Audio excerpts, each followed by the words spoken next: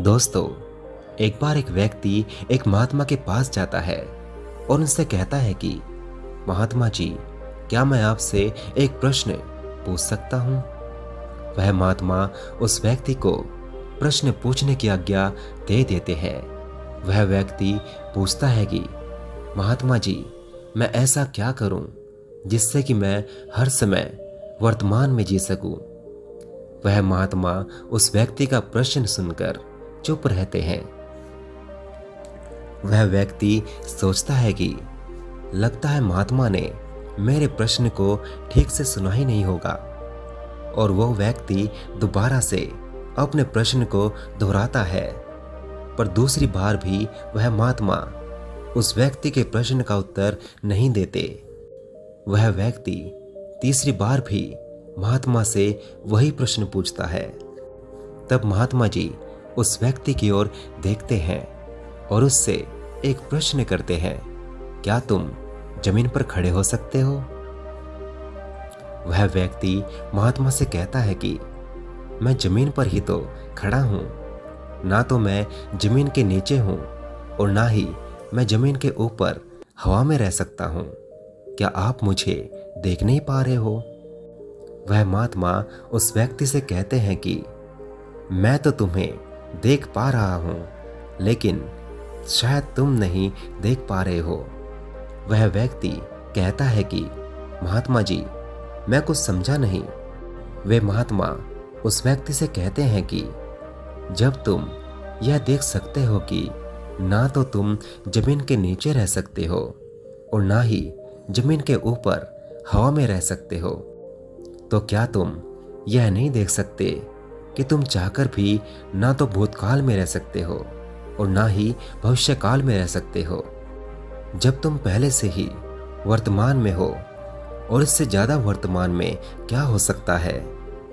तुम्हें यह समझना चाहिए कि जीवन का अर्थ ही वर्तमान है, भूत और भविष्य नहीं। तुम चाहकर भी भूत और भविष्य में नहीं रह सकते, क्योंकि तुम्हारे पास इसका कोई भी विकल्प नहीं है।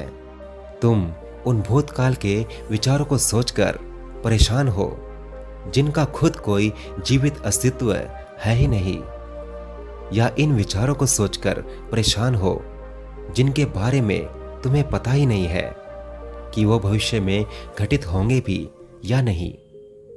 वह व्यक्ति उस महात्मा से पूछता है कि महात्मा जी, मैं इन विचारों से कैसे छुटकारा पाऊं?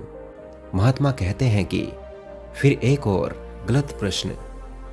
यह दिमाग जिसके पास इतनी क्षमता है कि तीनों स्थितियों में सोच सकता है, यह हमें प्रकृति के द्वारा दिया गया एक उपहार है। क्या तुम इसे खत्म करना चाहते हो? क्या उपहार को खत्म किया जा सकता है? अगर तुम विचारों को मारना चाहते हो, मतलब तुम अपने दिमाग को मारना चाहते हो। यह दिमाग जो इतना शक्तिशाली है, उसे क्या तुम नष्ट करना चाहते हो? वह व्यक्ति कहता है कि तो अब आप ही बताइए कि मैं क्या करूं? मैं बहुत ही परेशान हूं, मुझे कोई मार्ग नजर नहीं आ रहा है। वह महात्मा उस व्यक्ति से कहते हैं कि अब तुमने बिल्कुल सही प्रश्न पूछा है, अब कुछ हल निकाला जा सकता है। यदि तुम जीवन की सभी समस्याओं से छुटकारा पाना चाहते हो, यदि तुम जीवन की सभी समस्याओं से छुटकारा पाना चाहते हो, तो इसके लिए तुम्हें शारीरिक व मानसिक तप करना होगा। वह व्यक्ति उन महात्मा से पूछता है कि शारीरिक और मानसिक तप क्या है महात्मा जी?